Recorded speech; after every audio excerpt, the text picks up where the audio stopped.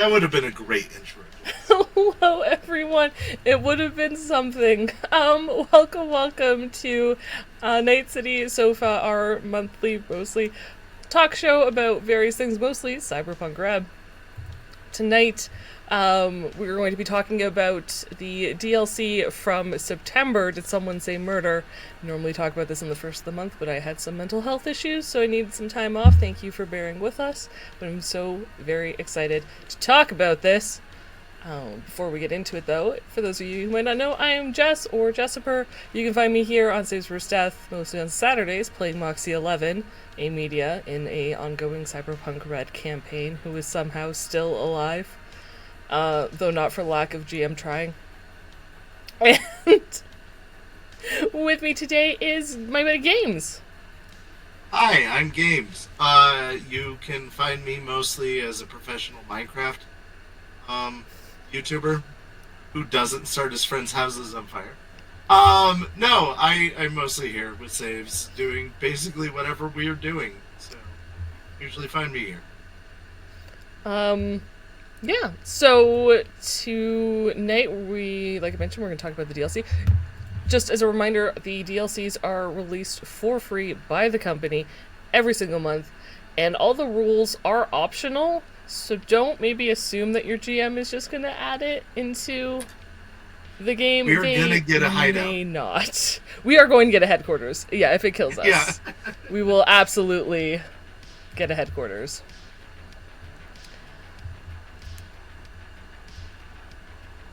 Right? I know. Ooh.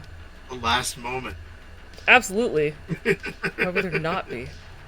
Welcome, Jay. Welcome in. Great to have you. Where was I? Oh, yes. So, if you want your copy, there is, you can see the website link above. It'll be in chat in a moment, because Games is going to hit the wonderful command. Promise it's there right above Jay's comment. Oh, is it? Okay, sorry. Just because I'm up, I thought it was a Discord notice. It's in chat. It's in the video description below. Or visit rtelsoriangames.com/downloadable-content to get yours. All right. This is a big DLC. It's a lot. I love it. I'm going to talk a lot. So please bear with me. So when the moment these come out, I post about them in the general chat immediately, and then talk fangirl with Jess about whatever the DLC is about immediately. And like we both like had a lot of ideas, but then like I kind of like forgot about it a little bit. But Jess powerhouse the whole thing. Jess didn't. Yeah.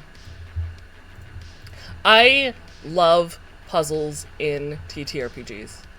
Not that I'm against combat, but I love puzzle solving in environment and just interacting with the world. I think, according to the chart in Cyberpunk RED, I got Explorer and Role Player. I think so. The only one. Yeah. And so, yeah, this is right up my alley, where it's like, hey, you don't, if you want to run a gig that's not combat centric, use this, and it makes me so freaking happy. The chat box seems really tiny. Is that just me, or is that? It does seem really tiny. It does seem really tiny. Did you modify right? it? I'm gonna try to. I'm gonna modify everything. Okay, we'll see if that works. But welcome in, everybody. Welcome in, everybody. Welcome, patient. Welcome, heroic. Okay.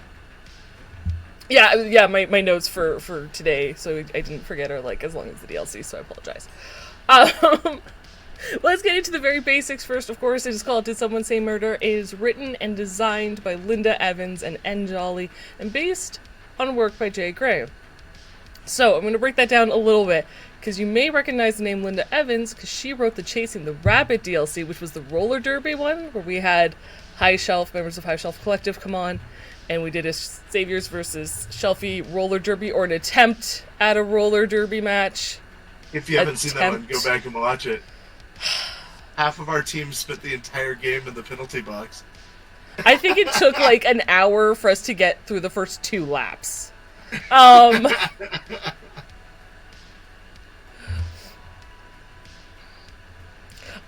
little Jay, it's fine. It's cool. three things to talk about in 2 weeks. It's exciting. I'm so excited. I still have to get through Hope Reborn. But yes, it's great. It's not dirty. It's wonderful. More content is always delicious. Big fan. Big fan. So Linda wrote the Chase the Rabbit DLC. She's also written for Black Chrome and Danger Gal dossier, so you might recognize her from that. And I feel like, and Jay, I'm glad you're here, I feel like Anjali has written something else before, but for the life of me, I could not find what that was. I know they've playtested some things before, I've seen them in credits. I know they also have a few homebrew documents that they put out there as well. They added, the most recent one that I saw was other rooms that you could add to your headquarters. One was a garden, which I really liked the idea of. To help reduce, like, lifestyle. Yeah. So that's really cool. Breaking your stuff. I knew there was something. I knew it. Thank you. So Anjali's written Breaking Your Stuff. So both have written before, and they did a phenomenal job knocking this one out of the park as well. This is the first time, though, I've ever seen based on work by. So I'm guessing Jay roughed it out, and then because working on Hope Reborn, maybe handed it over, or just one of those things for them to flesh out, and it's super, super great. So yeah, all three of them did. It adds a really interesting element, and as long as your storyteller, your game master is down for it, I think it adds a lot of richness to the world. It does. It absolutely does. Sorry, Jay just mentioned that both Linda and N are also on the new Night City sourcebook, and I'm very excited. Oh, okay, that's cool. Oh, so they converted and expanded. Awesome. That makes sense. So I'm going to get started with the lore, because it starts with the lore. I like to talk about the lore. I do not like to gloss over it. You guys shouldn't gloss over it. It's fantastic. For this one specifically, it begins with... I'm sorry, I have to have like things on different screens. A one-page transcript of a conversation on someone's agent, which is your AI assisted smartphone, between a man named Barry and Media Edge Runner 24/7, who goes by Twofer for short, which I really like. And you guys may or may not recognize Twofer because he's detailed in Danger Gal dossier, which is where I got this image, by the way. It's not mine, belongs to Jess and Games. So if you want to learn more about him, head on over to page 46 of Danger Gal dossier, and you can learn more about the character. Now, during the transcript, we learn that Barry's a dock worker, and he's concerned because his friend has gone missing. He explains a small freighter with a dozen or so containers marked construction equipment was supposed to be left untouched, which is an odd request because it ties up the boat, and people normally want their shit and want it offloaded immediately. So that was odd. But beyond that, the following morning, 2 of the containers no longer had don't touch and need to be cleared off the stack. But there was no pickup, no papers, and the containers are completely empty. So whatever was inside is suddenly just missing. Yep. When Barry mentioned this to his coworker Karl explained he had to clean them, and the whole inside was coated in some sort of film that needed crazy solvents. I would like to underline this. Not normal cleaner, like something super heavy duty to clean them out. And then Karl vanishes.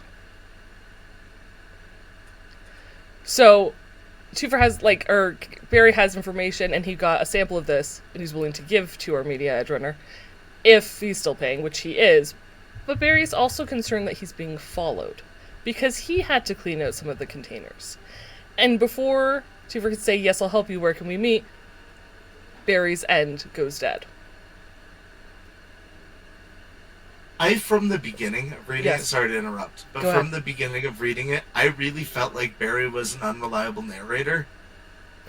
I was like, I'm not sure I trust you. Like, even like at the beginning of it, that was just like the read I got on it, but that's how my mind works. Is like, don't trust anyone. No, that's just... You've been conditioned from playing too many games. Yeah, if this was if this was Blank's game... Oh yeah, Barry's definitely, double-crossing you. But I felt like this was such a beautiful setup for if you're like a GM wanting to start a mystery having just that conversation of someone calling and saying, hey, I've got this information, and then having them go missing is a perfect hook. And then this is also great because it takes place in Night City, because this is lore. You could just take this and create a mystery out of what they have given you in this small transcript.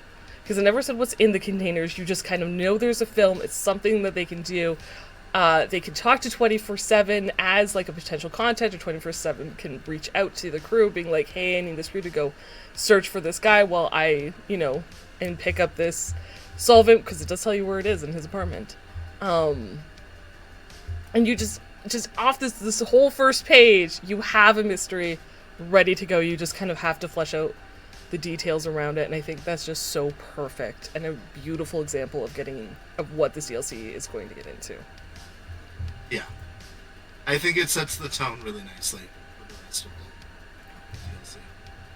Or even if this isn't something that you maybe necessarily want to touch, or your GM wants to touch, you could just have it as like a rumor or a news thing in the background maybe, or if you have a media or a lawman, somebody else maybe working on this case that they can hear about in the background, because it is a living, breathing world, so there you go. There's an extra bit of life that is there for you to just use as you will.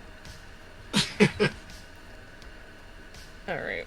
Well, and I think that's true about a lot of the lore at the beginning of the DLCs, which gets skipped a lot from talking to other people. They're like, yeah, I just ignore the first half of it and then read the important rules parts of it. And I'm like, yeah, but there's like good stuff in there.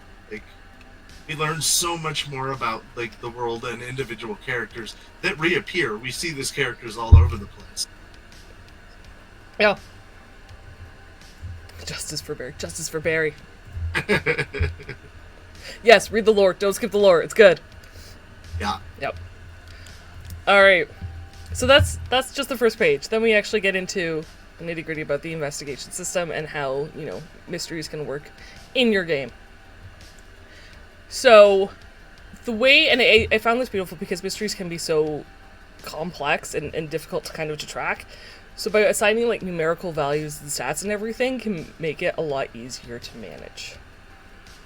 Yes. There's a part in there where they talk about like how GMs sometimes have a hard time with this because they think they're being clear about things, but like really nobody's understanding. And that literally happens to me all the time. Yes. In my mage game that I ran, when I was like, oh, well, they're going to clearly get that these are both gods of both death and rebirth. But like, no, unless you know a whole bunch about ancient extinct deities, nobody would know that offhand. In the one shot I ran of Glance, which is one of James Hutt's creations. You're talking about the one with the forest? The forest. I was like, the forest. They've got 4 paths. The four letters that spell a word. They're 4-letter words. They'll be fine. Once they figure it out, they will be fine. You guys spent an hour trying to get, and then you finally figured out the first word, and I was like, oh, please don't ever let them go back to the forest. I think the best is like, someone thought about it, then you guys said no, and then you tried letter combinations that would never go together, like W then B, and I was like, why? I was just trying to get to exit, because I figured it out fairly early. Exit, it was one of the words. Yeah. You would have got there. You wouldn't have been able to actually leave, but you would have got to the exit. Right. This DLC actually creates a system that will make sense for the players. And not just that, but also it gives you options for like what the players can roll if they are stuck. Yeah. Or if they just blow through, your clue. Because that can happen too.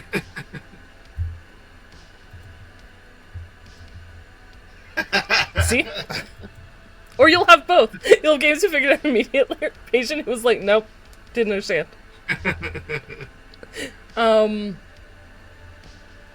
yes, it's great for pacing and completely optional. You don't need to use it, but you can use parts of it too. I think just even tracking it on the GM side is super, super handy. So, let's see. I already talked about all that, so I can do that. So first we'll talk about a new derived statistic for the players, and it's called focus. So per the DLC, much like your body, your mind has a limit it can reach before it needs a break.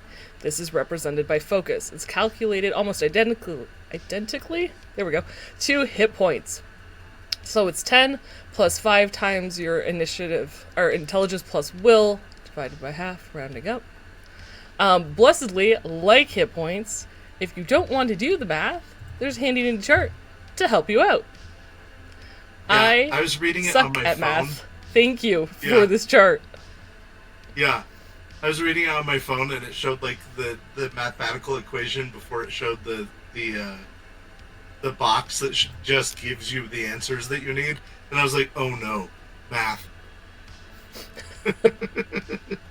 But blessedly, there is a chart. So, you can you'll have your stat right there. When your focus reaches 0, you can no longer make evidence checks, which we will talk about soon, until your focus rises back above 0, which essentially it means your brain has reached its limit and it needs time to rest. If you've ever done a lot of mental tasking and your brain's just I don't know what words are anymore, that's it. Your focus is 0. You need to do something else for a bit. So, like resting, you need to spend a day doing nothing, no hustling, no roll ability use, no gigs. Just like when you're recovering from a wound. But you can regain hit points and focus points at the same time. Yeah. If you can spend a day truly doing nothing, you can heal both of your pools. Yep. And focus, in theory, I would think, it requires a little faster because you gain focus equal to your intelligence. I keep seeing int, and for whatever reason my brain today is initiative, and I know it's not. You regain your intelligence plus your will. Right. Where hit points is just your body. So it should refill faster, it should recharge faster. Additionally, you can make a DV15 concentration check and gain initial 5 focus if you succeed, with no penalty if you fail. So, which is nice. Yeah, every day, make that check, because an extra 5 bonus is super handy. Also, maybe put a few more points into concentration as a skill. Because it doesn't get used a lot, I feel. I have it because I'm a surgeon, but if I was not a surgeon, I would not have concentration. I took concentration. Yeah, I think I took concentration because as a medium, no, she needs to focus sometimes. Yeah. Yeah.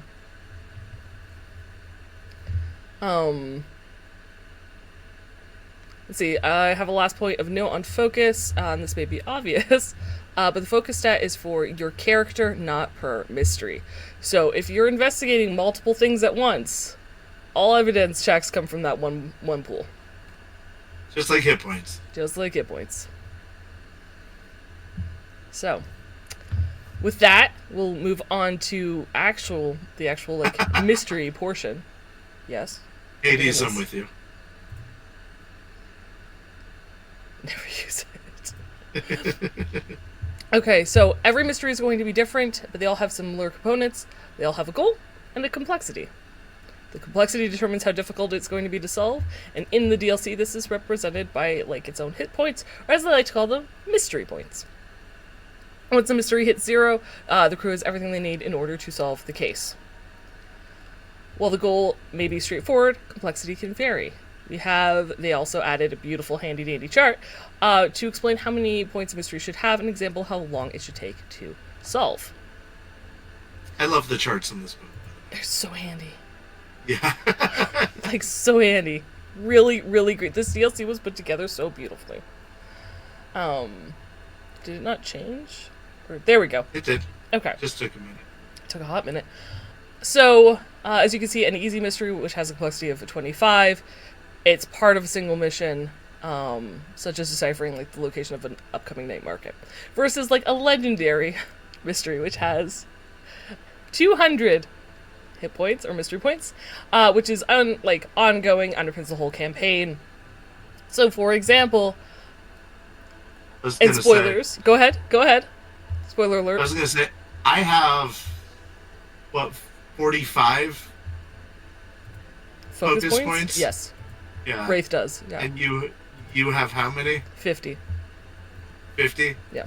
So this would take us doing a good job gathering clues and such. This would take us a very long time to probably figure this out. Well, and your focus pool is, like, you'll use your focus to solve clues, but, like, your evidence that is what deals damage, which lowers those hit points, may only be a d6. Yeah, it's true. Yeah, in which case we could roll a 1. And if it's obfuscated and it has an SP of 2, you're not doing anything to that. So it could take you quite a bit of time. Right. Yeah. So, but I was going to say, like, a legendary ongoing mystery could be something, for example, and again, spoiler alert for Shades of Scarlet, but the ongoing mystery of who blew up Shady Acres is still kind of ongoing, and what they're doing or what their ultimate goal is. Who's the eyes? I feel like that's just a mystery we're never going to get solved at this point. We have a lot of mysteries. We have a few, yeah. They're all mostly tied together. Sort of. Yeah. Yeah. I feel like it's one of those domino effect things, like once we figure out one, the rest will make sense. Yeah, they all kind of, like, fall together. The DLC also does note, and I think this is very important, especially for players to understand, that since a mystery runs the length of a campaign, certain clues may not be available until after certain missions or story beats. So even if, and Blake has done this to me a couple times, where I'm like, no, Moxie wants to go investigate this, he's like, you find nothing. And it's like, essentially it's to be like, you need to wait, you need time, you don't have, the clues are not available yet. Right. Come back later. Come this back door is later. locked. Exactly it, yeah. So something as a player to keep in mind too, due to pacing and beats and things, you may not have all the clues the minute the mystery starts. You may need to wait. On the alternative side too, players may figure out the mystery before the hit points reach 0. And at that stage is up to the GM to determine if the players solve the mystery, or you can add a bit to make it a bit longer. The example in the DLC, which is great, is the crew is hired to find out who killed the disc jockey. And if they solve it ahead of time, the GM could change it to, okay, well, where's the killer hiding? Or maybe they know who the killer is, but the authorities need more evidence to bring them to justice, in which case you still have to get all those clues, all those evidence pieces before you can close it out. I think from our experience, I think one of the, like, possibly smaller mysteries was who attacked Wraith. And through just a sheer luck, gut, instant conversation, I figured it out real fast. Wraith still doesn't know the answer to that mystery, though. No. Not yet. He also wasn't looking for it. This mystery was presented and Wraith was like, meh, I don't care who's out to get me. I'm doing my job, and just left it at that. It just means I'm doing my job right. Yep. Okay, so now that we know about, like, the complexity of the mysteries, and I'm going to move on unless you've got something you wanted to You're add. good. Cool. I want to talk about the clues, the actual puzzle pieces that help create the picture and solve the mystery. So to collect clues, players make an evidence check, which we mentioned before, using an appropriate skill against a DV determined by the GM. If they succeed, they gain the clue and do damage to the complexity points of the mystery. Or the mystery points? The hit points of the mystery. If they fail to collect the clue, they take damage to their focus. So that's one way you lose. You don't lose, you do not take damage if you made the skill check. Yeah. But you do take damage if you failed it. And there's an important note for botches in there.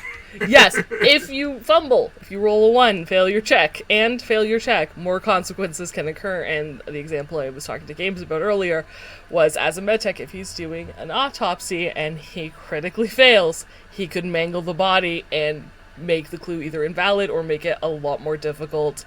Maybe now there's an obfuscation, like it's got SP to it, that's going to make it a hell of a lot harder to actually understand.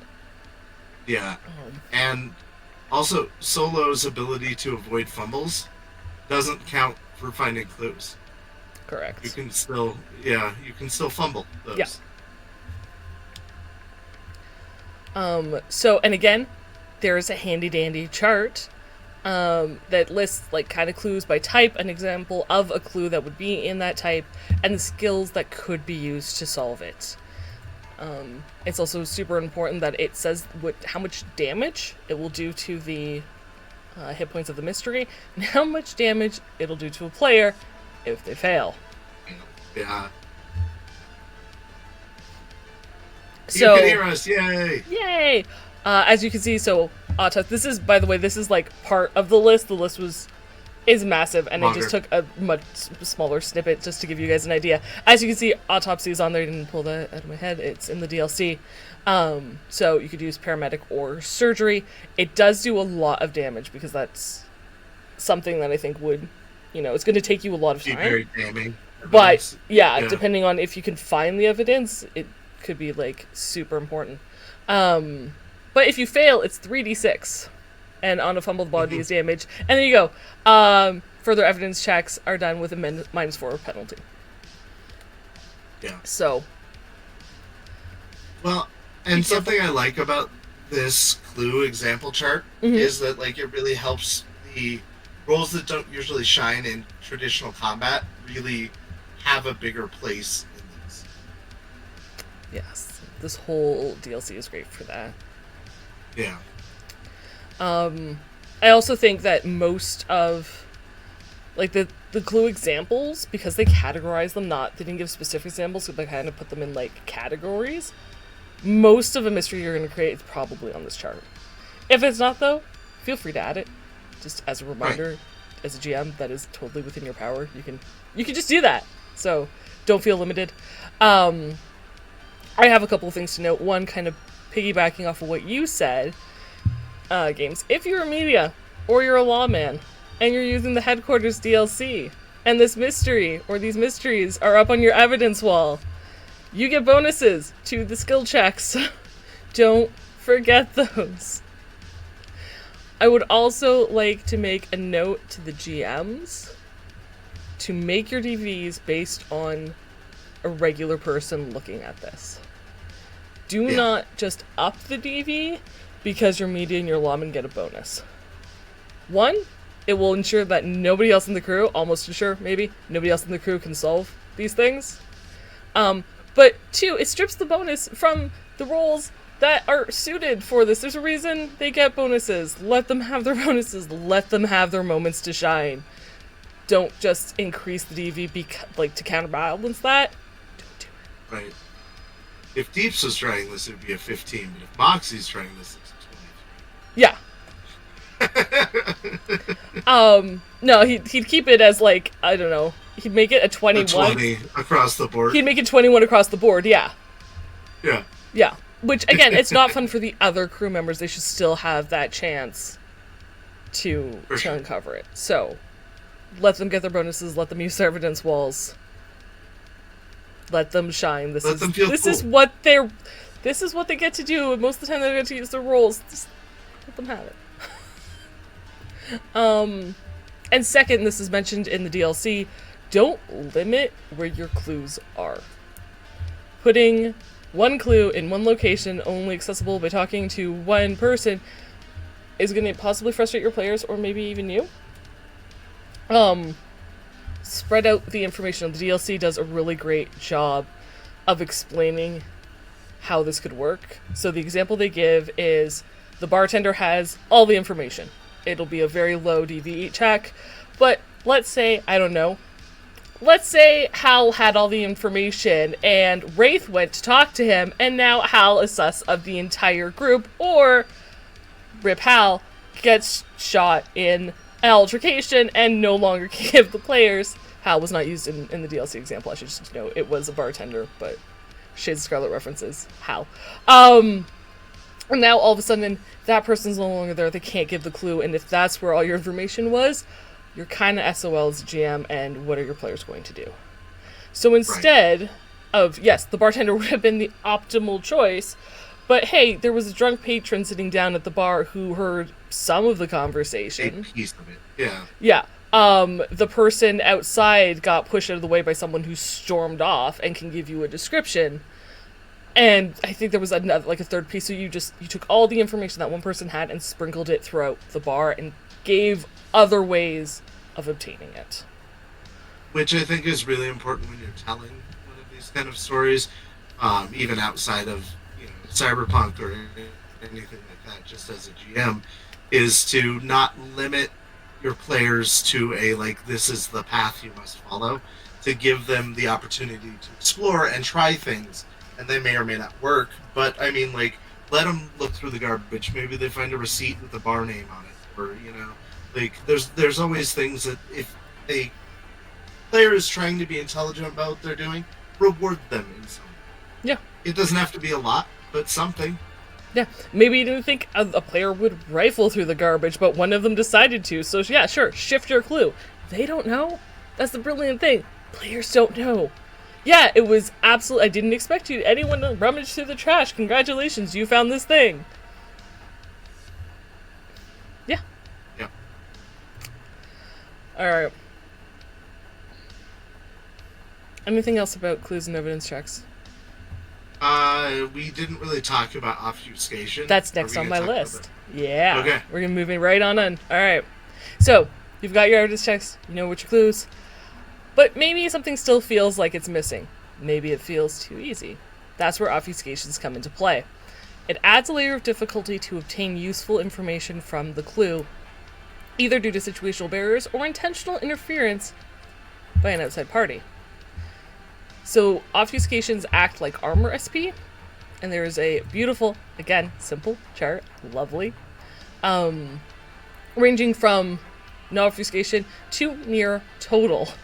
Whenever you deal your damage, like whenever you successfully gain a clue from your evidence check and you would roll that damage, you would subtract, of course, the SP amount from this chart. So, for example, light obfuscation is speaking with a witness who was drunk when it occurred. So you roll interrogation, might be a 2d6, I can't remember off the top of my head. You roll 2d6, maybe get 3, but there's 2 for the obfuscation, so you only do 1 point of damage to that mystery hit point. Which is why it can take you a lot longer to solve mystery than maybe you hope. Right. I was going to say on the near total obfuscation, anytime you're rolling 2d6, which there are a few different clue types that do that, your average on 2d6 is 7. So you would deal 1 damage to the Unless you roll like I do, in which case you're not going to deal any damage to it. As I notoriously roll low. So, yeah. Yeah. Yeah. Oh, actually, interrogation is 3d6. I like, so the example I thought was like when Moxie was talking to Wraith, and Wraith was on glass. And it was going through glass withdrawal. And he was spacing out. Even if I successfully interrogate and I do 3d6 damage, it still could be near total obfuscation because they spaced and lost like half the conversation with important details. So... Right. I would say heavy for that circumstance, for sure. At least. Yeah. And that's up to the GM, but it obviously could be situational. Depends on what the clue is and who they're talking to at the time. So now you have all your components to your mystery. How it works for the players. By the way, each crew member involved in the investigation can make 1 evidence check per clue per day. So even if they fail, you can try again another day. The DV, of course, may have changed. An obfuscation may have been added or increased. But once it's solved for everybody. So only 1 person actually needs to succeed. If you fail, you still take damage. Yep. So if Moxie and Wraith try and fail and then Tactor succeeds, Gojira gets the clue, but Moxie and Wraith still take damage to their focus because they mentally strained and could not figure it out. Yep. But it is nice to know that like everybody can try. That is nice. I also like that it prevents brute force though, because it's once per person per day. So you Per can't just clue. like, all right, I'm gonna try it again. I'm gonna try it again. Which, Yeah. I have a feeling, and I'm not sure if Jay's still here and can confirm. Um, oh god, now you know when there's moments where you're like, is this rules is written or is this a house rule? And now you're not, and I'm suddenly not sure if this is a. I thought you could change. I believe it's rules is like the core rule that if you change your luck. no, well, you can use luck to change the situation. Yeah. You could If roll you, again. I feel like that does not apply to evidence checks. yeah, I agree. And I'm not. I think that is rules as written. Is that if you change the probability of an outcome, I think so. it, Okay. yeah. But we've been doing it our way for so long, it's hard to tell what exactly is 100% accurate. But I agree. I don't think you should be able to do it on evidence checks. Because yeah, I think that mental strain is like you still have to take like the damage. Thank you, Jay. I'm so glad you're here. It does not. Jam can override as desired. Okay. Good to know. Thank you for clarifying. We appreciate it. That's not to say that you still can't like assist someone making an evidence check to give them a bonus. So, Right. since you all can only do it once, I feel like Moxie, like for tech, anything tech, she's not gonna roll because there's absolutely no point. Because I Right. made tech her dump stat. For those of you who don't know, Moxie's tech score is a 4. Her stat is a 4. But I can lend her assistance to someone making who's tech inclined to give them bonus to help beat that DV. Right. You could do research for the tech. Exactly. Or hold Yeah. instruments. I don't know, but certainly not making Not the your roll job. itself. Mm-mm. You're there Unless for I've moral dumped support. like 10,000 skill points into it.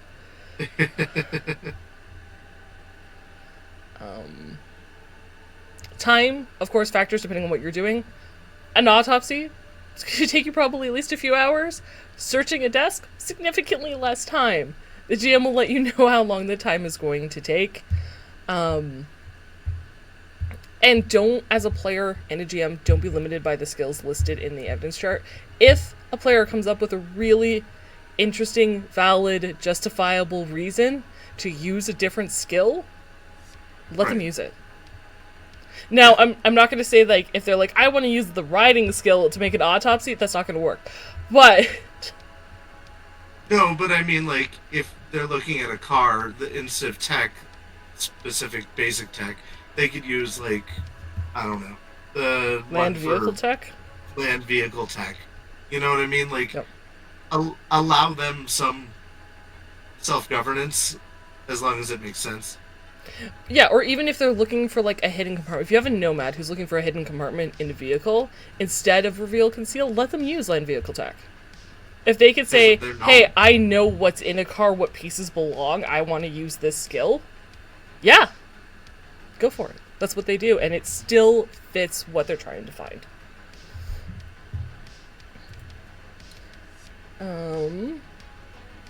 If your players feel lost or unsure, DLC recommends a DV15 deduction check. It will cause 1d6 focus damage, whether you succeed or you fail, because of the mental strain of trying to figure out where to go next. But I like that that's written in there as a when your players get stumped, here's how you can help them. Right. Instead of the, like, roll a common sense for me. Like, what's common sense? I don't know. Roll intelligence. We'll see how it goes. I mean, there's been a few times where I've gone to blank and been like, okay, so I'm not as smart as Moxie, so what can I roll to see if she can figure this out, because the player is dumb. Right. Yeah. Next, that's it. That's all I have for obfuscations, unless you have... That was it. That was everything. Cool. Next are obstacles, and obstacles are different from obfuscations, because... And awesome. They are awesome. Obfuscations are things that directly affect the evidence checks, where obstacles can happen at any time and affect the mystery or the crew as a whole. They add depth to the mystery and can help take out some focus If you're feeling like their pools, because that pool is great, but it's nice to have it change, not just from solving mysteries. So it represents because of the interruption that's taking their brain away from what they're focusing on. That's why it's going to affect their focus. They can range from a single skill check to an entirely different scene with multiple checks and interactions. If they succeed against the obstacle, they take 1d6 focus damage. If they fail, they take 2d6. So either way, you're going to take some damage. It just depends on whether or not you were able to overcome the obstacle. Did I not put obstacles in my... What? I missed a thing? What? That chart is awesome, That too. chart is awesome. No. Where's my... How did I not... You want me to talk a little bit about Please, if you could. Like... I have the chart, I just apparently didn't add it to the slideshow, and look, there it is. It's fine, it's perfect, it's great, it was there the whole time. Yeah, I didn't even have to buy time. Nope. So if we look at this chart that's now on the screen, a distraction could be a great example where only one skill check is appropriate, where, let's say, a digital obstacle could lead to maybe a whole heist with multiple skill checks, including stealth, acting, etc. And I like the red herring, like the concept of like maybe they end up going the wrong direction entirely because they're just not paying attention to what they should be, Like, Yeah. Here's an obstacle. Once you get past it, like, oh wait, hold up.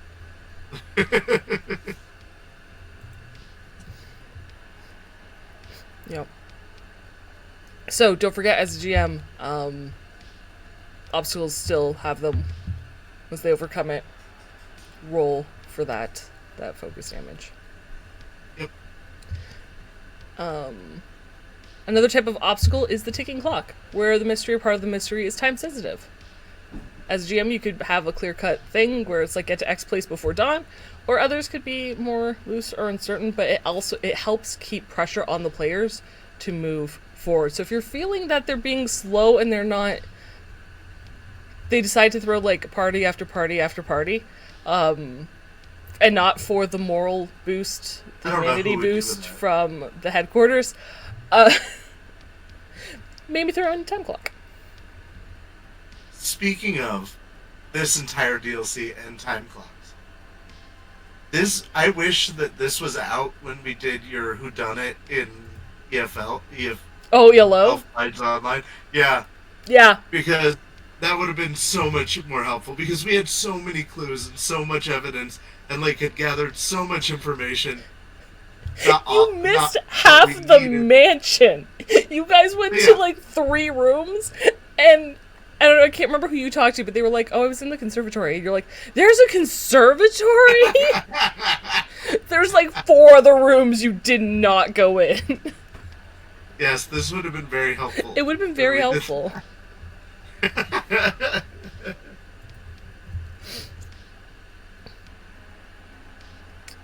That's it I have for obstacles. Yep.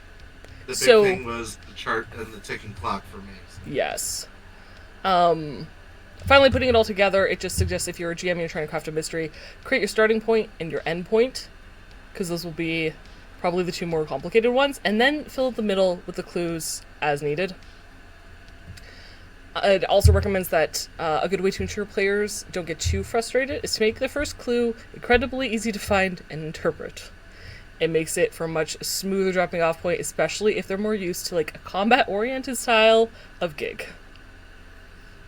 Well, and if they can feel cool by figuring it out, but it not be all that complicated, then it'll get them like, oh yeah, let's go do this. Exactly. And sprinkling in some nice obstacles in the recipe. Mm-hmm. It also explains how to spread out your clues, what to do if all your players fail or miss the opportunities that you laid out, because that can happen. Uh-huh.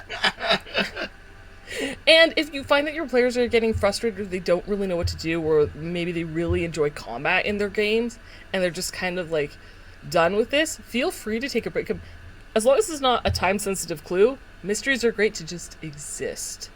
So give them a small gig that's going to involve combat. Let them, have the fun they want to do, and then get back to it.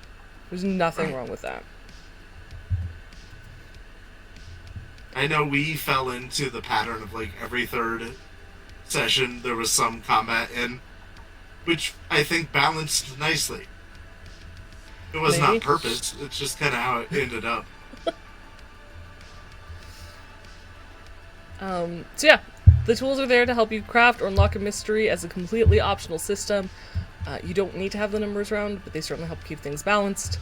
I was creating a homebrew mission and I was really struggling with it, and this DLC came out and I was like, oh my god, this makes this so much easier. This was not the ELO mystery, that would have been different too, but it's so simple to follow, and it really gives you a really nice skeleton to work with. Yeah. And of course, as a GM, you just kind of have to write the outline. There's great sample mysteries at the very end of the DLC. There's 2 of them. And it just gives you, like, here's your goal, here's your complexity, here's the clues, here's the DVs. And that's it. That's all as a GM you need. Yeah. You don't need anything more. Like, don't forget to, like, detail it and, like, go into the details as they're finding these clues. But as a chart for yourself, super simple, flows beautifully. Yeah, and of course, get the DLC, check it out yourself. But in there, for their sample mysteries, they've got like these are possible clues they can find, what the check would be, like all of it written out to where like you don't have to think about it. You can just reference that when you're doing the story with your players. If you're like, oh, okay, possible clues they can find gossip, and then like, all right, make a conversation check, that kind of thing, and then like possible obstacles that could occur. Like the way it's laid out on their like pre-write thing is fantastic. Like that would help me out so much as a storyteller. Oh yeah, it's beautiful, and it doesn't have to be. And I like too that it's the very first sample mystery is something that's so simple. It's like someone stole a case of Smash from the local bodega. Go figure out. Like it's not Ocean's 11 heist, which there is an Ocean's 11 style heist type thing in Hope Reborn. It's just, hey, your local bodega is missing a case of Smash, go figure it out. Yep. Doesn't have to be big and complex. But it makes for a nice break. Check it out, use it if you're comfortable with it. Talk to your GM if you're a player. Yeah. It's cool, guys. Like, I know we often come in here very excited about the DLC and, like, tell you that you should definitely play with it, but, like, I'm excited about this DLC. Get this one. Download all the DLCs, but definitely get this DLC. And if you are a GM, please use it. Please, having mysteries as an option, even, and I mean, a mystery could lead to combat, right? That's the cool thing. If your players like combat and they fumble really hard on something, maybe they alert, whoever it is that's doing this bad thing. Maybe they've alerted the whoever hired the shipping containers to come in, and now they've sent a gang to take them out. You can still have combat in your mysteries, if that's the style your players enjoy. I've talked about before, but in the Scion book by White Wolf, it encourages you, like, when somebody fumbles, for it to not always just be like, oh, you failed, or you failed very badly. Like, if somebody's trying to jump between buildings, it's not in your best interest for them to fall to their death. Instead, have them jump between buildings, but land in the middle of a Yakuza hit. And, like, using that concept in this, like, yeah, maybe, what you're doing doesn't go well, and you accidentally wiretap, mob bosses that are in the middle of making a deal, and you're like, oh no. Like, have fun with it. Have fun with it. Also, go save Barry. That would be a great ticking clock. No justice. You have like for Barry. 6 hours to locate and find Barry before he's taken out. Yeah. Or leave it vague. Barry went missing 2 hours ago. We're pretty sure he won't last, through the night. Good luck. Have, like, his wife, like, the last time I heard from Barry. I don't know, I got the sense Barry lived alone. Yeah, no, I agree with you there. I wanted to add the emotional touch to it. It's the sweet old lady neighbor across the way.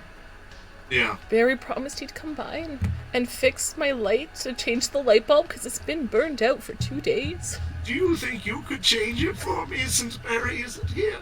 Exactly. That would be a distraction. I have a feeling. Oh, definitely. That would definitely be a distraction. Unintentional, but Right. distraction. See, there's so much. Guys, never skip the lore. Never skip the lore. But yeah, that's pretty much all the big overview of this. Read it yourself for the details. And we'll be back very soon for Cyberpets. So, Not the DLC. what was the last bit? I said Cyberpets. I don't think is the name of the DLC. It is not. officially. It's not the name of the DLC. Yeah. No. See, Jay, that's Oh, no. perfect. Barry is in a cargo container under the bay. Water slowly seeping in. You have 2 hours to find him. We could put Ray's scuba suit to use. Right? The I still one have it. and only time. Do you still have it, or was that in the Matter of apartment? opinion.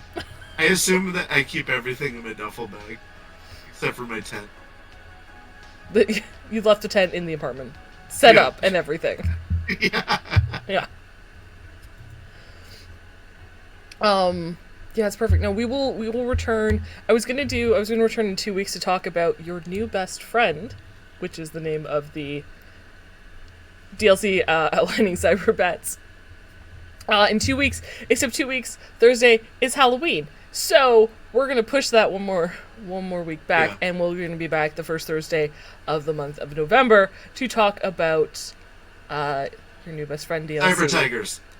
And what I would like to do, and I'm going to post this on our Discord, so if you're not in our Discord, please join our Discord, is we're going to go over the DLC, per usual, as we always do, and then I would like you guys, our wonderful audience who comes and joins us and takes this journey with us, to submit a proposal for what you think Biotechnica's next big cyber pet should be. So Games, by the way, has like patented Cyber Tiger, like that. He's gonna pitch Cyber Tiger, just so everyone is aware. It's a thing. I believe someone else, I don't know if this is spoiler, is going to pitch Cyber Dolphin specifically because of Toggle.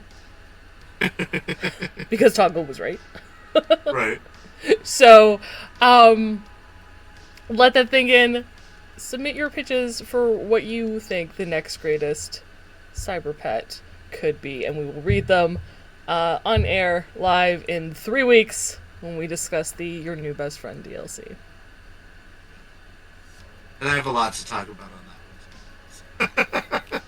We always do, but it'll be great. It'll be fun. I'm so excited. Yeah. Also, Hope Reborn, I should mention, Tales of the Red Hope Reborn released yesterday? It was yesterday. Was it yesterday or the day before? Yesterday. Just very recently. Recently. I feel like I should know this a lot better, but it released recently. A lot of the past few DLCs that have released are in Hope Reborn and will be used in the mission book. So, check it out. Also, Flash of Luck is in there, which is super Awesome. fantastic. It allows you to... we'll have an AC Sofa about Tales of the Red Hope Reborn at some point. Not tonight, but Flash of Luck allows you to use your luck to kind of flashback events, especially if you're doing like a mystery or a heist and you maybe forgot Which I'm something. so excited about. Or I like that it's kind of a supplement so your players aren't spending hours trying to plan out every possible situation, because we do that. We do that Yeah. lot because we never know what's going to be thrown at us. Yeah.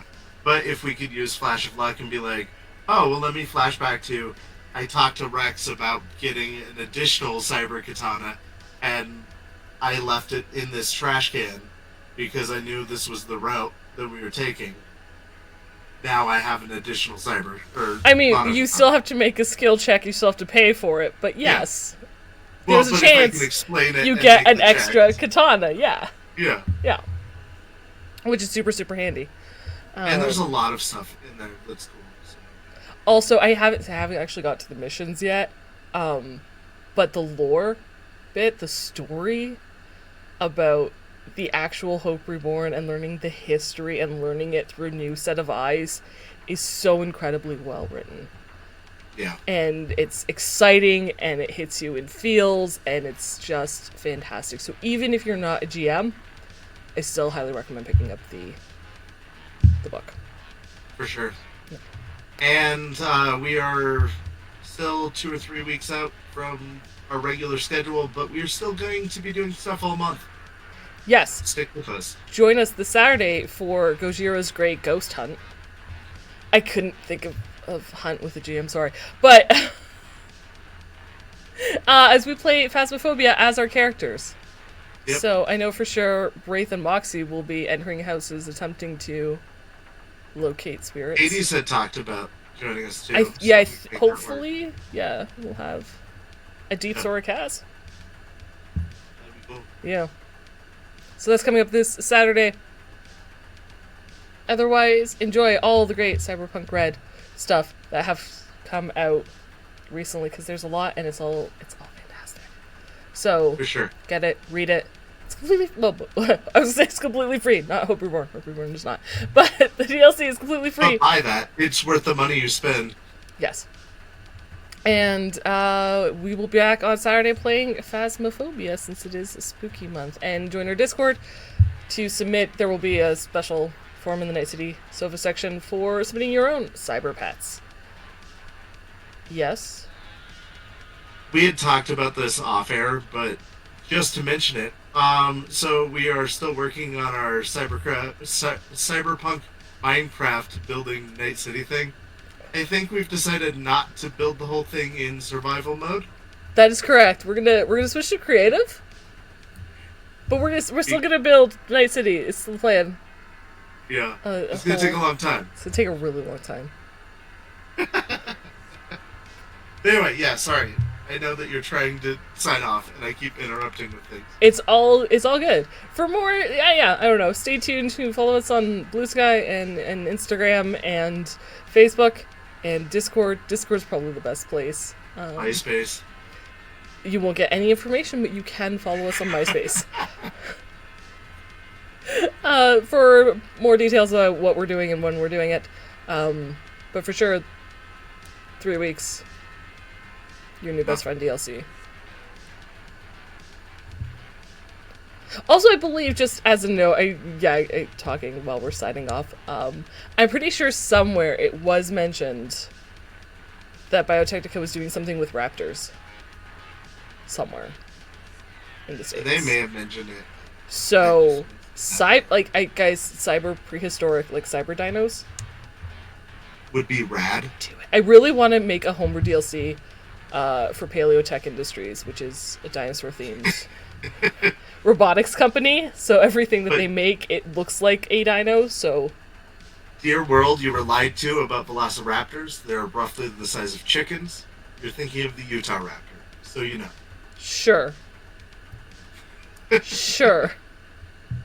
It just drives me crazy that they reference velociraptors. Velociraptors were this big and covered in feathers. Still, intense carnivores. You know how, you can get a chicken coop? Yeah. Could you get a velociraptor for a chicken coop? I would imagine they're about the right size. Because that's what, evolutionary-wise, they believe chickens came from, was theropods like the velociraptor. So... Because that would be a great defense against people trying to steal, fresh food and eggs, thinking it's chickens and it's a little feathered raptor. Which are ovoraptors. They eat eggs, so... just raptor. Why? One of those moments where someone's like, why would somebody have this? Why do we even have that lever? Sorry, we got a little off topic there. But join us. Yes.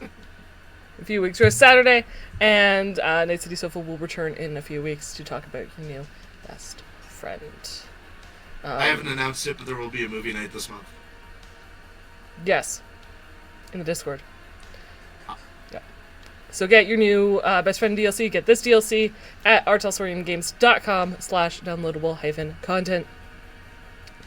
And we will see you guys soon. Take care. Bye! I would be leaving, but I'm trying to type a response to Belle. Bye, guys. Bye!